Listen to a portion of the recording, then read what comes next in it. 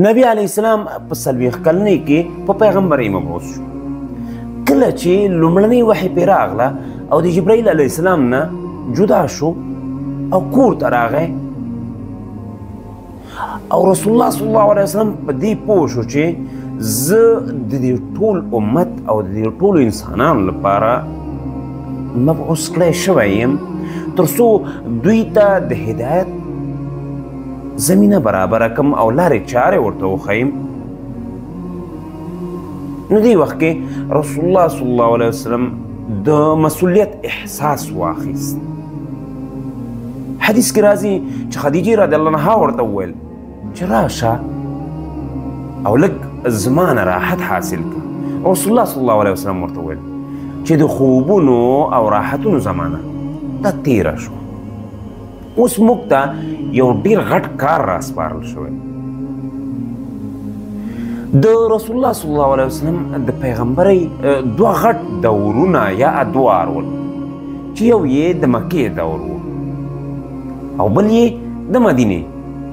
د مکې دور بیا درې نورې دورې درلودلې، چې یو یې پټ یا انفرادي دعوت، دا 3 کاله وخت یې ونیو.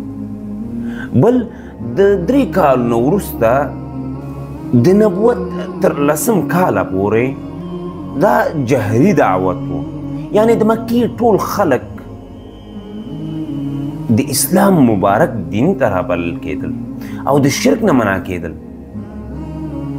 د دې نه وروسته تر 14 کال د نبوت پورې رسول الله صلی الله علیه وسلم د مکې نه باندې یا پخپله یا نور دوستان یې د دعوت لپاره لیږل.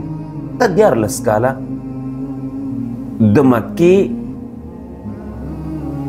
مکې دور دی. د دې نه وروسته الله عز وجل رسول الله صلی الله علیه وسلم ته مدینې ته د هجرت کولو امر وکړ. 10 کاله رسول الله صلی الله علیه وسلم په مدینه کې تیر کړل. د نبوت نه وروسته د مکې دور د رسول الله صلی الله علیه وسلم لپاره د ډیرو سختیو نه ډکه دوره وه. دا هغه دوره وه چې رسول الله صلی الله علیه وسلم ته ډیر تکلیفونه رسېدلي ول. د دغه 14 کلنې سختې دورې نه وروسته الله سبحانه وتعالی ورته د مدینې د هجرت امر وکړ. رسول الله صلی الله علیه وسلم مدینې ته هجرت وکړ او 10 کاله یې هلته نسبتا په آرامۍ تیر کړ. د مدینې دور د جهاد دوره وه او رسول الله صلی الله علیه وسلم پکې غزاګانې او د یو ډېر غټ امت بنیاد او د خلافت بنیاد یې کېښود.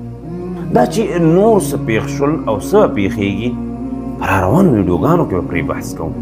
تر بلې ویډیو د الله په امان. السلام علیکم ورحمة الله وبرکاته.